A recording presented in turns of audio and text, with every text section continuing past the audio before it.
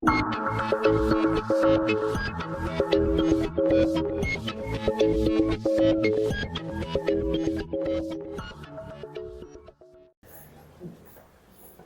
होने के नाते क्या आप निर्वाण को मानते हैं?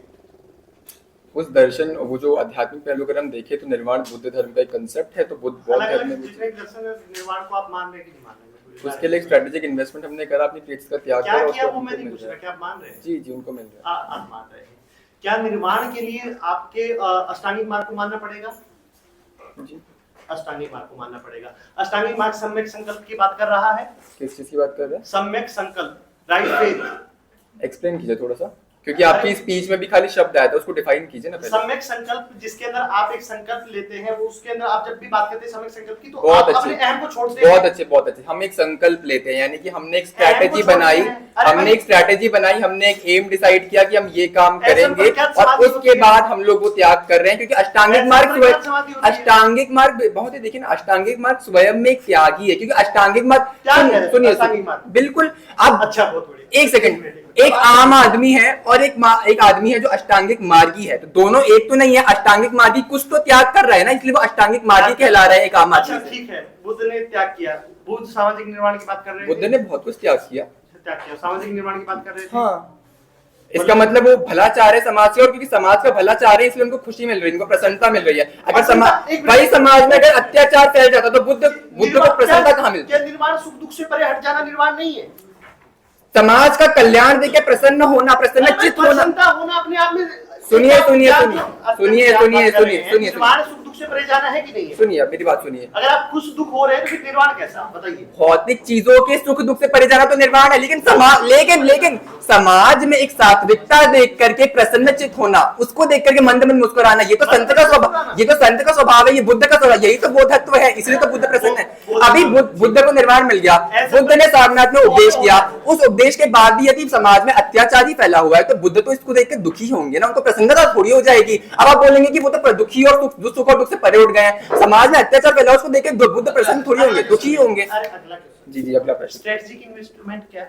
स्ट्रेटेजिक इन्वेस्टमेंट ये है कि जैसे कि हमने एक संकल्प लिया, संकल्प कि हम लोग ये चीज चाहते हैं, उसके बाद हमने अपनी जो भाषा में दोबारा रीडिफाइन कर दूं, रणनीतिक सेल्फ इंटरेस्ट के कारण आप जो त्याग करते हैं। जी, तो रणनीति तो है ना। अगर आपके ही एग्जांपल में अगर सोसाइटी का हाई मूड हो रहा है, तो उसके अंदर फिर जो आप रणनीति क्या है, आपका निवेश क्या है? यही है ना। जैसे फॉर एग्जांपल अगर मैं इकोनॉमिक आयाम की अगर हम लोगों ने बात की, तो हमने अपनी जो हाई अर्न, मतलब बहुत मुश्किल हार्ड, आपके लिए त्याग क्या है?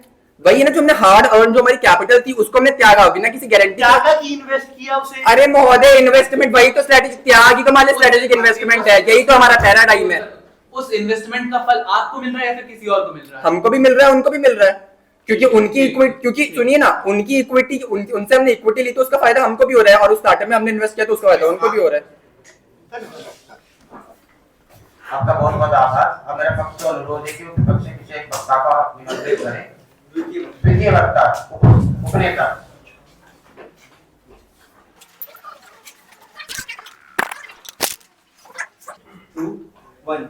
आपने कहा बुद्ध के पास दो ऑप्शन थे। जी, क्या ऑप्शन थे? एक जब उन्हें निर्वाण प्राप्त होता तो जीवन मुक्ति और विदेह मुक्ति वो चाहते, तो वहां पर अपनी देह त्याग कर सकते थे। उन्होंने क्या चुना? जीवन मुक्ति। क्यों? मतलब उन्हें पहले से पता था कि दो तरह के थे, दो ऑप्शंस थे उनके पास, उन्हें पता था जीवन मुक्ति चुनना है। मतलब आपके अनुसार, सुनिए प्रश्न सुनिए, आपके अनुसार उन्होंने रणनीति के द्वारा जीवन मुक्ति को चुना था, एक को त्याग करके जो था आपका विदेह मुक्ति। जी महोदय, पहली बात तो जीवन मुक्ति और विदेह मुक्ति का जब उनके पास प्रश्न आया, उसके पहले उन्हें मोक्ष प्राप्त हो चुका था। मोक्ष प्राप्त होने के पहले से उन्हें नहीं पता था कि जब उन्हें मोक्ष प्राप्त होगा तो वो जीवित रहेंगे या फिर मर जाएंगे।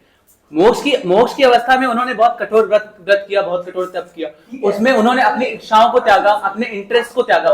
मोक्ष बिना इच्छाओं को त्यागे मिला ही नहीं। मेरा प्रश्न सिंपल है, उनके पास दो ऑप्शन थे, दोनों ऑप्शन उन्हें पता था, उन्होंने एक ऑप्शन को त्यागा, दूसरे ऑप्शन को चुना, रणनीति बनाकर। दो ऑप्शन उन्हें, मैं फिर से कह रहा हूं, मैंने उत्तर दे दिया था तब भी कि दो ऑप्शन उन्हें पहले से नहीं पता थे। उन्हें कैसे पता होगा? जब उन्हें जीवित रहते हुए मोक्ष की अनुभूति, जब उन्हें ज्ञान प्राप्त हुआ, जब उन्हें निर्वाण प्राप्त हुआ, उसके बाद दूसरे को चुना भी तो ना, एक को त्यागा तो दूसरे ऑप्शन को चुना भी। दो रास्ते हैं, उनमें से दो में से उन्होंने एक को, अगर दोनों को ही त्याग देते, अगर वो विदेह मुक्ति, सुनिए की बात कर रहे हैं, एक को त्यागा तो दूसरे को चुना भी तो। उन्होंने विधेय मुक्ति के ऊपर जीवन मुक्ति, वैसे तो इसका आपका उत्तर खाली जीवन मुक्ति महोदय उत्तर मैंने दे दिया था। नहीं हमको मिला नहीं। जीवन मुक्ति अगर उन्होंने चुनी तो जीवन मुक्ति उन्होंने क्यों चुनी? क्योंकि समाज का भला चाहते थे। अब देखिए महोदय, समाज का भला चाहते थे, बुद्ध समाज का भला चाहते थे। बुद्ध को निर्वाण प्राप्त हुआ था और बुद्ध सामाजिक निर्माण चाहते थे। बुद्ध अपने निर्वाण चाहते थे, तो जहाँ पे चाह आ गई, नहीं महोदय, जहाँ पे चाह आ गई, आपने बोला चाहते थे, जहाँ पे चाह आ गई तो वहाँ पे वो कैसे आपका पैराडाइम कैसे प्रूव हो रहा है? तो हमारा पैराडाइम प्रूव हो रहा है। अब महोदय सुनिए, अष्टांगिक मार्ग क्या है? बुद्ध ने वो जो दुखों का सुनिए नहीं ठीक है, अब उत्तर सुनिए। उन्होंने जब उन्होंने निर्वाण की खोज करी, जब उन्होंने एक तरह से ज्ञान जब उन्हें प्राप्त हुआ, उस प्रक्रिया के दौरान उन्होंने दुनिया के लिए 4 सत्य जाने। उन 4 सत्यों को जानने के बाद उन्होंने चाहा कि समाज का भला हो, क्योंकि मैं जीवन मुक्ति हमारे सामाजिक निर्माण हो, उनकी चाह थी वो, तभी तो चुना उन्होंने उस चीज को। अब देखिए महोदय, उन्होंने जीवन मुक्ति और विधेय मुक्ति में उन्होंने जीवन मुक्ति चुनी क्योंकि उन्हें एक तरह से अपने सामाजिक निर्माण करवाना, तो उन्होंने जो ज्ञान प्राप्त हुआ था उसको फैलाना। ठीक है, जब उन्होंने दोनों में से कोई एक चुना, मतलब वो एक को त्याग रहे थे। महोदय त्याग क्या होता है? वहां पर देखिए, जब आपकी वो दोनों में से कुछ भी कर सकते थे। जब उन्हें ज्ञान प्राप्त हुआ तब वो अपना शरीर छोड़ सकते थे, उन्होंने नहीं छोड़ा। क्यों नहीं छोड़ा? उन्होंने अपना शरीर नहीं छोड़ा। उन्होंने अपना शरीर नहीं छोड़ा। जवाब दे दीजिए बस हम। जी हम त्याग को क्या लेकर के आ रहे हैं महोदय? हम त्याग को बार सुनिए, आप उत्तर सुनिए। हमारे अनुसार त्याग क्या है? त्याग अपने स्वार्थ को, अपने अहम को हटा करके समाज का कल्याण करना, यही त्याग की हम बार बार डेफिनेशन लेकर के आ रहे हैं। तो उन्होंने सामाजिक कल्याण के लिए जो त्याग वास्तव में क्या है? त्याग अपना स्वार्थ हटा देना, पर किसी और का, दूसरे का भला करना, वो त्याग में आता है। बहुत आभार। अब मेरा विपक्ष का अनुरोध है कि वो पक्ष शेष वक्ता को अपने प्रश्नों के लिए आमंत्रित करें। मैं आऊंगा, मैं कंफर्टेबल खड़े। वक्ता ने बताया था कि दार्शनिक जो होते हैं वो समाज के ऊपर जो इम्पैक्ट है उसे देखते हैं। आप जब कुछ बात बोल रहे हैं तो समाज में आपका इम्पैक्ट जा रहा है। ठीक है, अब समाज में इम्पैक्ट जा रहा है, पर यहाँ हम क्या डिस्कस कर रहे हैं? त्याग एक रणनीतिक निवेश है या नहीं है? अभी हम ये डिस्कस थोड़ी ना सुनिए, अब मैं उत्तर दे दूं, 10 सेकंड दीजिए। मोशन का ये डिमांड नहीं है महोदय कि दार्शनिकों का सदन त्याग एक रणनीतिक निवेश है, इसको समाज को बताएगा या नहीं बताएगा? इसका क्या रेलेवेंस आपके सवाल का? अच्छा भारी, ठीक है, भारी ज्ञान पूछे। हमने ये पूछा कि आपकी परिभाषा, जब साथी वक्ता बोलते कि समाज के अंदर दर्शन एग्जिस्ट कर रहा है, मतलब आप कुछ बात बोलेंगे उसका समाज में इम्पैक्ट होगा? डायरेक्ट क्वेश्चन है, होगा कि नहीं होगा बताइए। हम अगर समाज के सामने उस चीज को पब्लिक करेंगे तो इम्पैक्ट पड़ सकता है। तो दर्शन तो पब्लिक भी होगा ना। अच्छा चलिए, आपका जंक्शन है, पूछो। आपको सोसाइटी को प्रोग्रेसिव बनाना है। सोसाइटी को प्रोग्रेसिव बनाना है। बहुत बढ़िया बनाना है। इसके लिए जो सोशल इंस्टीट्यूशन है उनका रहना जरूरी है। सोशल इंस्टीट्यूशन का जो आवश्यक सोशल इंस्टीट्यूशन है, जो रेलिवेंट है, वो रहेगा। जैसे एक सोसाइटी रिलेशंस के ऊपर आधारित होती है, उसके अंदर आपको चाहिए वो बने रहे, ट्रस्ट बना रहे एक दूसरे पे, ट्रस्ट बना रहे। अब सुनिए, अब ठीक है, अब उत्तर सुनिए। जो ट्रस्ट की बात कर रहे हैं ना, वो ट्रस्ट जैसे एक पति और पत्नी, इन दोनों के बीच में क्या हो रहा है? रिलेशंस में आ रहा है, शादीशुदा हो रहा है। अब वो ट्रस्ट एक दूसरे के ऊपर बना हुआ है, लेकिन वहां पर जो त्याग क्या करके आ रही है, वो पत्नी अपने घर के यहाँ अपनी इमोशंस त्याग करके आ रहे हैं, और वो पति शादी। सुनिए, अरे सुनिए, आपने कहा वो त्याग क्या आ रही है, और जब आप उसे पहले से घोषित करें कि नहीं भाई ये त्याग था ही नहीं, इन्वेस्टमेंट थी, तो उससे डिस्ट्रेस नहीं आएगा। अरे महोदय, टॉपिक का डिमांड ये नहीं है। आंसर दीजिए। हम सुनिए तो टॉपिक का डिमांड ये नहीं, पब्लिकली बताएंगे या नहीं बताएंगे? सिंपल, पब्लिकली बताएंगे। हम पब्लिकली बताए, टॉपिक का डिमांड रणनीतिक निवेश है या नहीं है? दर्शन ये समाज के अंदर हम पारदर्शी कर रहे हैं नहीं, ये टॉपिक का डिमांड नहीं। क्या रेलेवेंस है आपके सवाल का? ठीक है, नीतीश कुमार ने क्या सेक्रीफाइस कर दिया जो आरजेडी छोड़ के? धन्यवाद। अब देखिए, आपके वक्त आकर के हम मान के जाते हैं कि नीतीश कुमार क्या है? पलटू राम। ये जो पलटू राम, अब सुनिए, ये जो पलटू राम का नाम है ना, ये क्यों मिला उन्हें? क्यों? उन्होंने त्यागा क्या? अपना इज्जत, अपना रिस्पेक्ट। अरे सुनिए, सीएम रहने से, सुनिए, सीएम रहना, अच्छा सीएम होना पलटू राम सीएम होना, दोनों में फर्क होता है। उसमें पूरा हो रहा है ना उसमें। किसका? नीतीश कुमार का। नीतीश कुमार ने का स्वार्थ, अब वही तो सुनिए, अब नीतीश कुमार ने एक स्वार्थ क्या पूरा किया सीएम की, अपने सुनिए, अरे होता नहीं, आप 5 सेकंड, आप 5 सेकंड दीजिए, 5 सेकंड, अरे महोदय आप सिर्फ प्रश्न पूछिएगा, हम उत्तर देने के लिए खड़े हैं। नीतीश कुमार ने अपना क्या किया, वहां पे सीएम की कुर्सी को टारगेट किया, लेकिन उसके बदले अपना इज्जत रेस्पेक्ट खो करके पलटू राम का टैग लगा लिया अपने ऊपर। अंतिम प्रश्न, आईआर में आप बोल रहे थे कि पाकिस्तान यूएसए ने पाकिस्तान को त्याग दिया, क्या पाकिस्तान यूएसए की जागी जो त्याग किया? हाँ सुनिए, जो यूएसए है ना, वो क्या है, वो सबके ऊपर में अपना हेजेमनी बनाने की कोशिश करता है, जैसे अभी वो इंडो पैसिफिक के ऊपर बनाने की कोशिश कर रहा है। अब वो ऐसे, चलिए जवाब तो मैं, ठीक है, अब वहां पर वो क्या है, अपना सेल्फ इंटरेस्ट देख रहा है, वो सेल्फ इंटरेस्ट अभी उसको इंडो पैसिफिक में दिख रहा है, इसलिए वो पाकिस्तान के साथ अपना रिश्ता को त्याग दे, क्योंकि उसको चाइना को काउंटर करना है। धन्यवाद।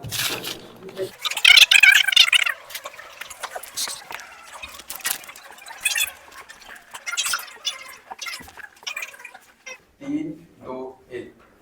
किसी चीज को चुनने का क्या तात्पर्य? किसी चीज को चुनने का क्या तात्पर्य, मतलब कोई चीज जब आप चुनते हैं तो उस चुनने, आप कैसे चुन रहे हैं किसी चीज को, आप उसका चयन कैसे कर रहे हैं?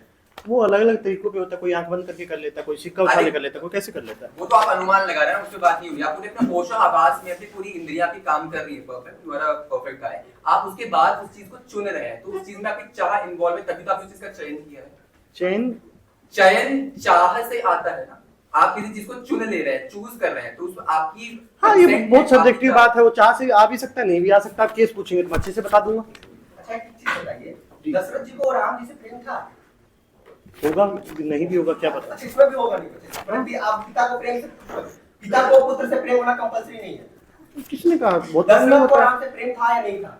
अगर भाई वो देखो फिर से सब्जेक्टिव बात है, आप किसके बारे में आप संकल्प कर रहे हैं वो बताइए। बताइए। प्रश्न मेरा आपसे ये है कि दशरथ जी ने राम जी को 14 साल वनवास पे भेजा हुआ था, क्यों? क्योंकि अपने जो वाइफ को उन्होंने वचन दिया हुआ था, वचन निभाने के लिए, तो रणनीति के साथ उन्होंने अपने पुत्र प्रेम को त्यागा था। पुत्र प्रेम को त्यागा कहाँ, वो उसके विरह में मर गए ना, प्रेम तो त्याग ही नहीं पाए। विरह में मर गए तो विरह क्या था, वो विरह क्यों है? प्रेम आया ना वहाँ पे। हाँ तो प्रेम आ गया तो क्या साबित कर रहे हैं उससे, बताइए ना, क्वेश्चन पूछिए। जीवन त्याग हो गया, हाँ उनका जीवन त्याग हुआ ना। जीवन त्यागा कहाँ, वो भाई मर गए, उनकी मृत्यु आई थी तो मर गए, वो त्याग अपनी मर्जी से, उन्होंने सुसाइड थोड़ी किया था। शांति बनाए रखिए जी, किसी के विरह में तड़प तड़प के मर जाना त्याग ही होता है। चलिए ठीक है, अगला नहीं, प्रश्न, मेरा अगला प्रश्न। बुद्ध ने आपका, क्योंकि पूरा पैराडाइम बुद्धिज्म जैनिज्म भी अभी पूरी डिबेट का पैराडाइम बिल्ड किया है, बुद्ध ने जीवन मुक्ति को क्यों चुना? आपकी वो वक्त का कोई उत्तर देके नहीं गया। बहुत अच्छा क्वेश्चन। अब इस बात को समझते जाइएगा, आपकी जो पहली परिभाषा आती है वो त्याग की, सर आंसर लेंगे आप। 30 सेकंड बोले, मैं 5 सेकंड बोलूंगा। हाँ ठीक है, आपने कहा त्याग था प्रिय सेक्रीफाइस कर देना, राजनीतिक नहीं था सेल्फ इंटरेस्ट के कारण त्याग करना। हमारा तो शुरुआत से पैराडाइम है कि भाई त्याग जो है वो एक, सर सुनिए, सर सुनिए, 7 सेकंड बचा, बोलिए जल्दी। हाँ, त्याग क्या है? त्याग एक हायर सेल्फ के लिए, सोसाइटल कॉमन गुड के लिए, जब निर्वाण की प्राप्ति होती है। और जहां पर आप बोल रहे हैं कि बुद्ध ये चाह रहे हैं, खुश हो रहे हैं, दुख हो रहे हैं, निर्वाण अपने आप में कुछ जाना है, निर्वाण अपने आप में उससे ऊपर जाना है। और इस बात को समझिए आप, जब हायर गुड के लिए सामाजिक निर्वाण की बात कर रहे थे, बात बिल्कुल ठीक है जी, सुख दुख से ऊपर हो जाना निर्वाण है, आपने बहुत अच्छी बात बोली है। हमारा प्रश्न ये है कि बुद्ध ने जीवन मुक्ति चुनी क्योंकि वे सामाजिक निर्माण चाहते थे।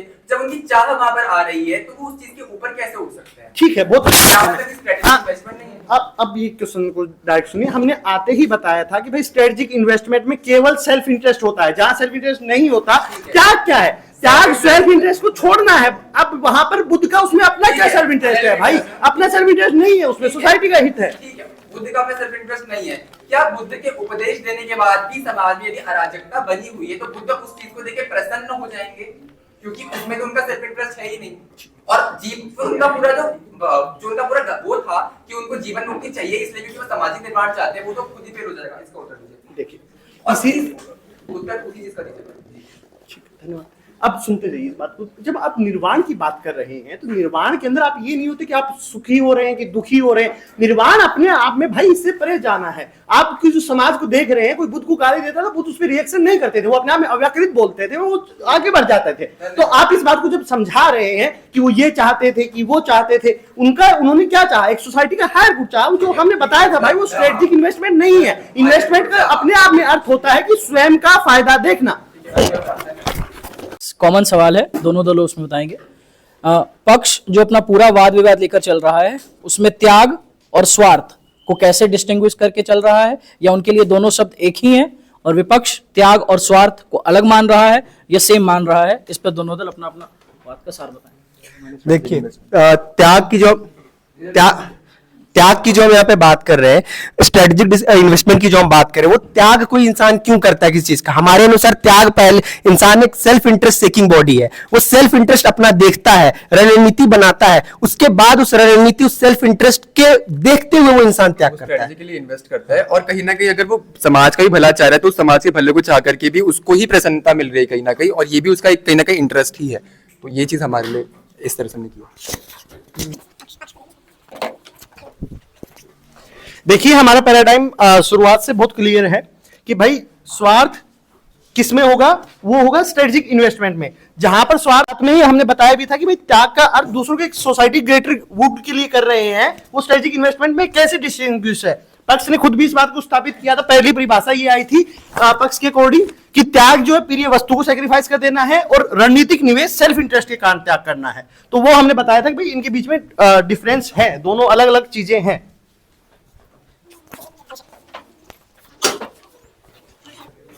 मेरा पक्ष से पहले सवाल है कि आपके पैराडाइम में आप जो त्याग बोल रहे हैं वो इंसान त्याग कर रहा है, या जो उसके काम की वो वस्तु ही नहीं है, एकदम मजबूरी बस उसको छोड़, मतलब खुद से वो छोड़े ना छोड़े उसको त्याग, और उस मजबूरी में क्या अंतर होगा?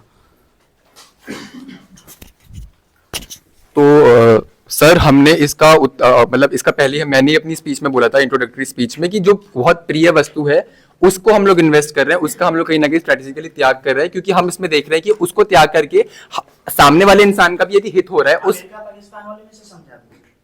जैसे कि क्या अमेरिका पाकिस्तान का, पाकिस्तान अमेरिका का प्रिय है तो उसे त्याग कर रहे हैं, या काम की नहीं है तो त्याग कर रहे हैं? देखिए, इसके अंदर में हमने ये हमारा ये जो इंडो पैसिफिक वाला हमारा आर्गुमेंट चल रहा था, उसके अंदर में ये था कि इस टाइम में वहां पर उसको, अमेरिका को ऐसा लग रहा है कि हमारा जो रणनीति है वो इंडो पैसिफिक के लिए ज्यादा फ्रेंडली होना चाहिए। इंपॉर्टेंट उसके लिए हो सकता है पाकिस्तान हो, पर मेजर ज्यादा इंपॉर्टेंट क्या है उसके लिए? ज्यादा इंपॉर्टेंट उसके लिए इंडो पैसिफिक है, ज्यादा इंपॉर्टेंट उसको चाइना काउंटर करना है, इसीलिए वो त्याग इस वक्त पाकिस्तान का कर रहा है।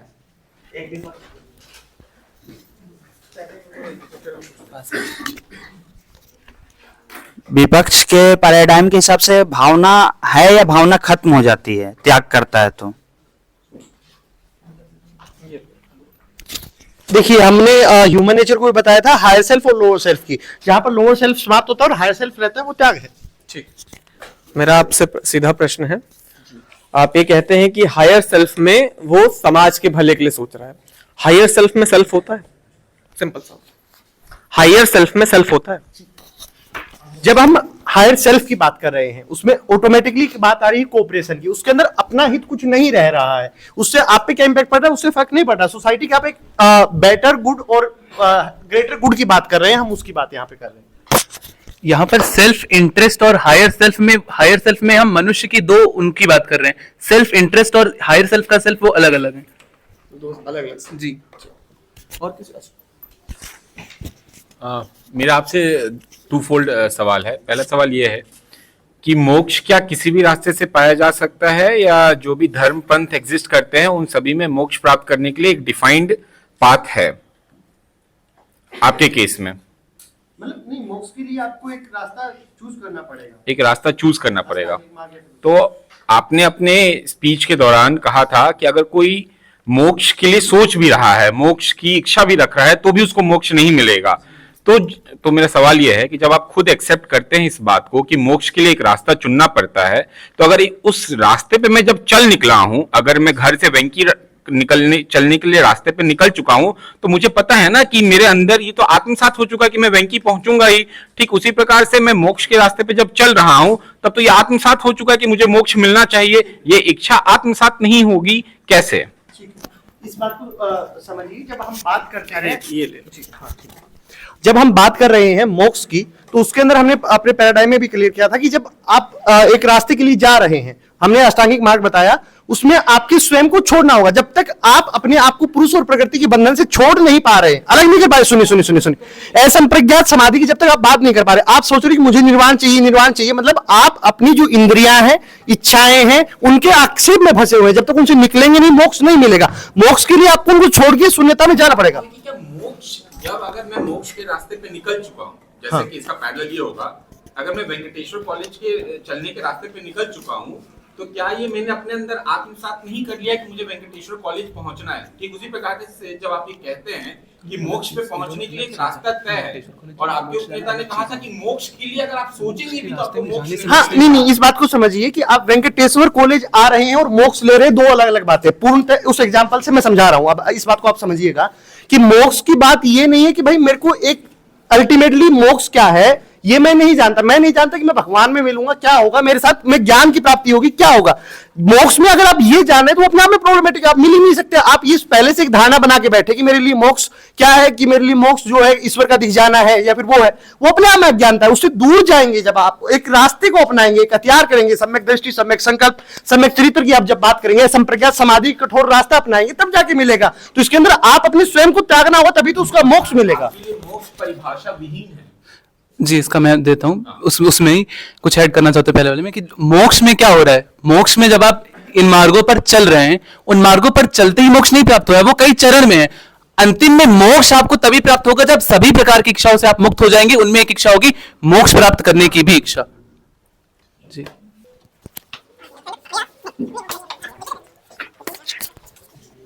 छोटा सा ही आंसर देना। व्यक्ति ने, कुछ समाज में बहुत सारे व्यक्ति हैं, कुछ व्यक्ति ने चुना कि मुझे गृहस्थ होना है, कुछ व्यक्ति ने चुना कि मुझे सन्यास लेना है।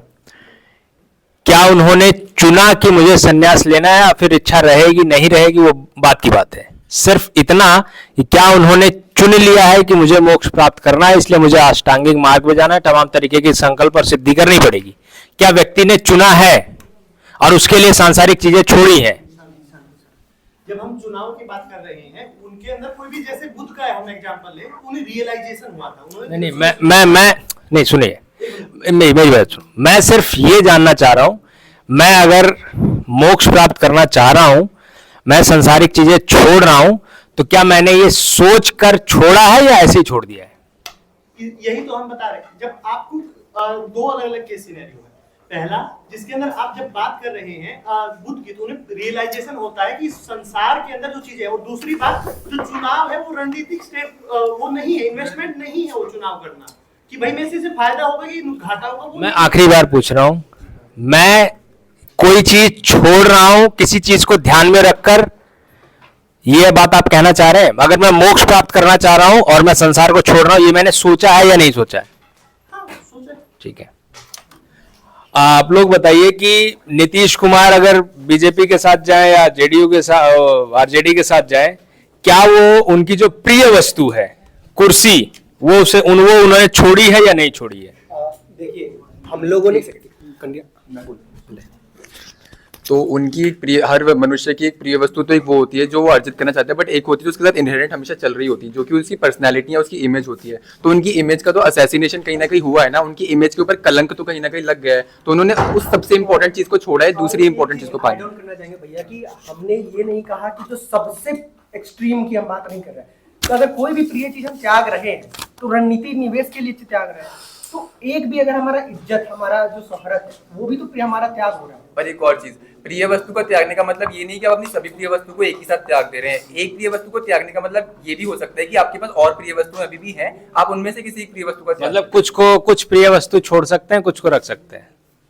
नहीं, वो जरूरत पड़ने पे आप उनको भी त्याग सकते हैं। मतलब प्रिय वस्तु किसी इंसान के पास एक के आधार पर प्रिय वस्तु किसी इंसान के पास एक तो नहीं होती, एक इंसान के पास कई सारी प्रिय वस्तुएं हो सकती है, सभी उसको सामान्य तौर पे प्रिय हो सकती हैं, या उसमें भी वेरिएशन हो सकता है, बट प्रिय तो है ना। ठीक है, मेरा आपसे सवाल है, आपने दर्शन की दृष्टि से बुद्धिज्म का एग्जाम्पल दिया कि आर्य अष्टांगिक मार्ग के तरीके का पालन करते हुए व्यक्ति को मोक्ष की प्राप्ति हो सकती है। मेरा सवाल इससे इतर है कि जब हम जैनिज्म के कॉन्सेप्ट में जाते हैं, वह महिलाओं के लिए मुक्ति का मार्ग बताया नहीं गया है। क्यों नहीं बताया गया? पहली चीज, उसी जैनिज्म में जब हम स्यादवाद की थ्योरी में जाते हैं, वो कहता है कि महिलाएं मुक्ति प्राप्त कर सकती हैं, लेकिन उनको जब रीबर्थ होगा तब ले सकती है। एक ही धर्म में मोक्ष के दो तरीके क्यों बताए गए हैं, अगर दर्शन एक है तो? एक मिनट। जिस प्रकार आपने बताया कि बुद्धिज्म में आर्य अष्टांगिक मार्ग के तरीके का पालन करते हुए स्त्री और पुरुष दोनों को मोक्ष की प्राप्ति हो सकती है, इसी के विपरीत जैनिज्म ये कहता है कि स्त्री को मोक्ष की प्राप्ति तभी हो सकती है जब उसका रीबर्थ होगा, और रीबर्थ जब वो पुरुष के रूप में लेगी तभी उसको मोक्ष की प्राप्ति को हम केवल्य के रूप में जानते हैं। इसका जवाब मैं आपसे चाहूंगा। समझ में आया? प्रश्न समझ में आया? नहीं आया? तीसरी बात, सिंपल भाषा में, एक तरीका है खाना खाने का, एक हाथ से खाना खा सकते हैं, लेकिन वो खाना उसी व्यक्ति के मुख में जाएगा जो पुरुष होगा। स्त्री अगर खाना उठाएगी तो मुख में नहीं जाएगा। खाना मुख में डालने के लिए वह स्त्री जब अगले जन्म में पुरुष बनेगी तभी वह खाना अपने हाथ से मुख में प्रवेश करा सकती है। अब समझे? और कुछ चाहिए कि समझ में आ गया? नहीं सर, देखिए एक सेकंड, मैं पंकज भैया सिंपल से ये पूछना चाह रहे हैं, जो जैन धर्म में मोक्ष जो स्त्री और पुरुष के लिए जो अलग अलग व्यवस्थाएं दर्शन के स्तर पे की गई हैं, ठीक है, उसके बारे में ही प्रश्न कर रहे हैं।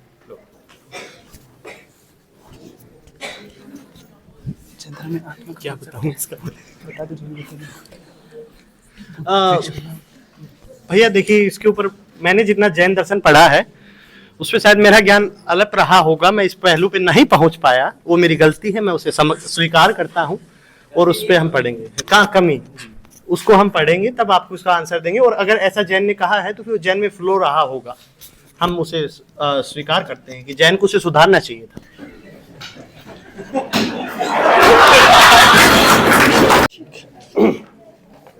जी, मेरी 3 2 1 की उल्टी गिनती के साथ समय सीमा प्रारंभ कीजिएगा। 3 2 1।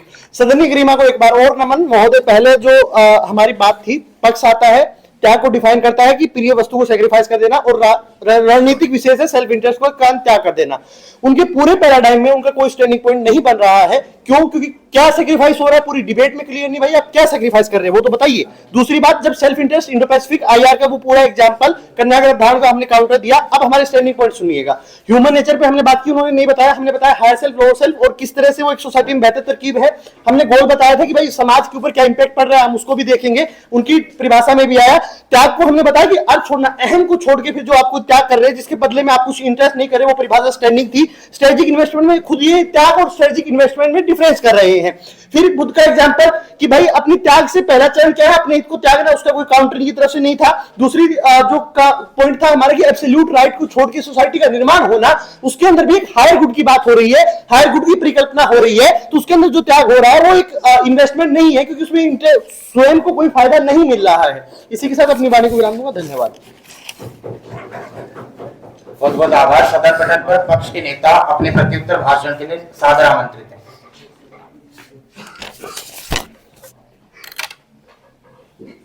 3 2 और अध्यक्ष महोदय यहाँ पर 10 बिंदुओं गिनवाना चाहूंगा जिसके अनुसार पक्ष यहाँ पर जीत रहा है। सबसे पहला बिंदु, हमने दार्शनिक के तौर पे हर एक आयाम को खोल करके सदन में स्पष्ट किया कि क्यों हमारा जो पैराडाइम है वो सही साबित होता है। दूसरी चीज, प्रश्नोत्तरी के दौरान जब हम इन्हें बुलाते हैं तो जीवन मुक्ति और विदेह मुक्ति में चाह और चाहत में पूरी तरीके से फंस कर रह जाते हैं और चुप्पी साध लेते हैं। उसके बाद हम एक प्रश्न चिन्ह छोड़ करके जाते हैं कि लड़की का बच्चा, जो बच्चा यहाँ पर जन्म लेता है, वो बच्चे के पीछे जो जनरेशनल ग्रोथ का सवाल रहता है, इसके ऊपर कोई आर्गुमेंट इनका नहीं आता है। चौथा चीज, आइडेंटिकल क्राइसिस का एक और यहाँ पर स्टेक होल्डर का सवाल छूट के जाते हैं, जिनका इनके तरफ से कोई आर्गुमेंट नहीं आकर आता है। हम यहाँ पर जो higher self, lower self, one liner बोल करके जाते हैं, उसको भी हम बताते हैं महोदय कि कैसे ह्यूमन नेचर सेल्फ सीकिंग है। हायर सेल्फ और लोअर सेल्फ कैसे इनका पैराडाइम एग्जिस्ट नहीं करता है यहाँ पर। उसके बाद हम ये बता करके जाते हैं महोदय कि जो बुद्धा का त्याग का बात करके जाते हैं, समाज के त्याग की बात करके जाते हैं, बुद्धा के त्याग का पूरा इनका कितना बड़ा कंट्रोवर्सी है, खुद अपने ही पैराडाइम में बना कर जाते हैं। बुद्धा घर को त्यागे समाज के भलाई के लिए, मतलब ये बुद्धा को पहले से पता था रणनीति अपना, ये पूरा पैराडाइम वहीं पर